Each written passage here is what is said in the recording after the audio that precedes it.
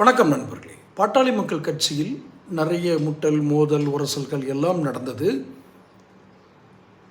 இருவரும் தகப்பனும் பையனும் போட்டி போட்டுக்கிட்டு பொதுக்குழு கூட்டினாங்க. அந்த கட்சியை உடைத்து கருத்து வேறுபாடுகளை பெரிதாக்கி அந்த கட்சி ஒரு யாருடன் கூட்டணி சேர்கிறார்களோ அவர்களுக்கு பாட்டாளி மக்கள் கட்சியினால் எந்தவித வாக்கு பிரயோஜனமும் இல்லாமல் செய்ததில் யாருடைய பங்கு இருந்தோ தெரியாது. இன்றைக்கி அந்த கட்சியோட கூட்டணி சேரன்னு வந்தால் கூட பலவீனமான பேரம் பேசுகிற அளவுக்கு தான் பாட்டாளி மக்கள் கட்சி இருக்குது.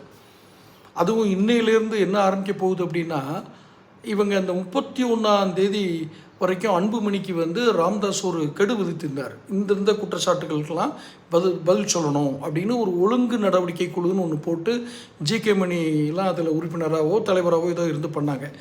அதுக்கிடையில் இவர் டாக்டர் ராம்தாஸ் 2வது மனைவியுடன் ஏதோ 25 வருஷமோ 50 வருஷம் திருமண விழாலாம் கொண்டாடின ஒரு ஃபோட்டோவை போட்டு அவருடைய இமேஜை இவர் காலி பண்ணுறாரு.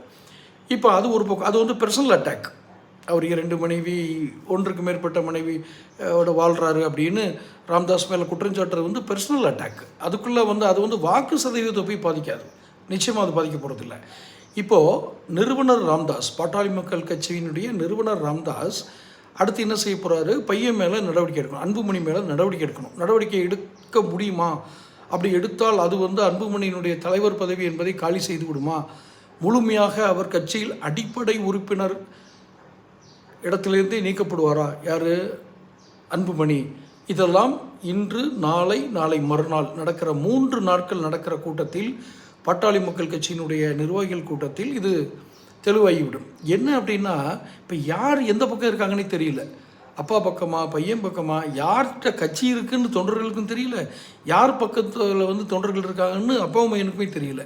இப்படி ஒரு குழப்பமான சூழலில் ஒரு 3 நாட்களுக்கு சரவெடிகள் வெடிக்கும். அவரை சொல்லுவார், இவர் சொல்லுவார், 2 பேரும் போட்டி போடுவாங்க. நன்மை என்னமோ யாரு கிடைக்குதோ இல்லையோ, பாட்டாளி மக்கள் கட்சியை உடைக்க முயற்சி செய்த கட்சிக்கு இந்த நன்மை எதிர்பார்த்துட்ருக்குறாங்க.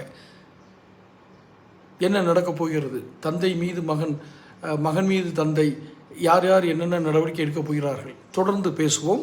சேனல் சப்ஸ்கிரைப் பண்ணுங்கள், நோட்டிஃபிகேஷன் பெல் பதிவு பண்ணுங்கள். அப்போ தான் என் பதிவில் சேரும். பிடிச்சிருந்தால் லைக் பண்ணி ஷேர் பண்ணுங்கள்.